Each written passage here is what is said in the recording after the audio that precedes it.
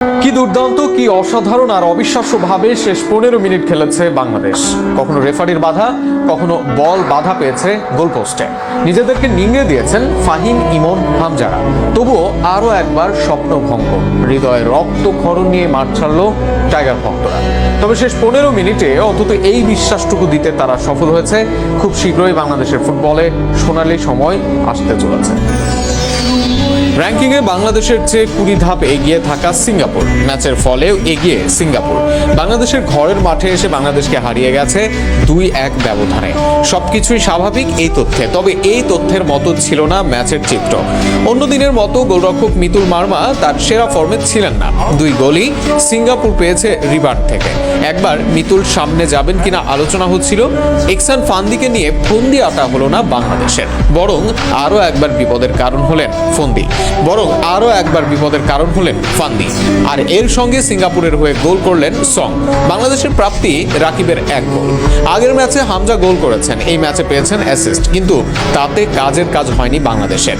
শুরুর হাফে ডিফেন্স লাইনে বেশি মনোযোগী ছিলেন, অনেকটা থার্ড সেন্টার ব্যাক হয়ে গেলেন। উইংয়ে রাকিবকে সহযোগিতা করতে শাকিল এগিয়ে আসেন। তপুর একের পর এক ক্রসে ভালোই সুযোগ তৈরি করে বাংলাদেশ। এর সঙ্গে ফাহমিদুলরা আক্রমণে ওঠেন। রাকিব উইংয়ে ভালো কিছু রান নিলেও অবশ্য শুরুর হাফে নাম্বার 9-এ খানিকটা অকার্যকরী ছিলেন। সেখানে নজর কেড়েছিলেন একজন, কানাডা থেকে আসা সামিত সোম। তার একটি ফরওয়ার্ড পাস ও বিল্ড আপ যেন প্রমাণ করিয়ে দিচ্ছিলেন কেন কানাডিয়ান লিগের নিয়মিত খেলোয়াড় সামিত সোম। তবে রাকিবের নাম্বার 9-এ যাওয়ার আর উইংয়ে শাকিলের বারবার উঠে আসায় যেন কাল হয়ে যায় বাংলাদেশের। প্রথমার্ধের শেষ দিকে বাংলাদেশ গোল হজম করে।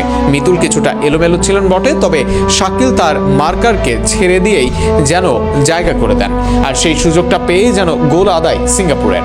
এরপর সিঙ্গাপুর আরও 1 গোল দিয়েছে। ভাবা হচ্ছিল সেখানেই খেলা শেষ বাংলাদেশের, কিন্তু সেখান থেকে যেন শুরু বাংলাদেশের। সাদা জার্সি পরে যেন এদিন রিয়াল মাদ্রিদের আত্মা ভর করে বাংলাদেশের ওপর। একের পর এক আক্রমণ করে প্রতিপক্ষকে নাজেহাল বানিয়ে দেয় তারা। বদলি নেমে ইমন, ফাহিমরা চেষ্টা করেন, তবে উইংয়ে চেষ্টা করলেও ফিনিশে ছিলেন ব্যর্থ। বড় 2টি সুযোগ পান ফাহিম ও হামজা, কিন্তু তাদের ফিনিশিং শটে বল জালে জড়ায়নি। রাকিব একাধিক সুযোগ পেয়ে গোল করতে পারেননি। তারিক কাজীর করা হেডটাও কাজে লাগেনি। শেষ 15 মিনিটে একের পর এক কর্নার বাংলাদেশের, কিন্তু তাতে কাজের কাজ কিছুই হয়নি, বরং বারবার আক্রমণে এসেও ফিনিশিং দুর্বলতায় এই ম্যাচও ভুগতে হয়েছে বাংলাদেশকে। এছাড়াও 1 পেনাল্টি না পাওয়া পুড়িয়েছে বাংলাদেশ দলকে।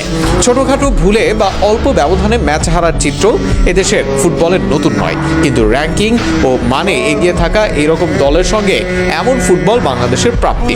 আগামী দিনে ঘষে মেজে এই ফুটবল এগিয়ে যাক, বয়ে আনুক কাঙ্ক্ষিত ফল, এমনটাই প্রত্যাশা সবার।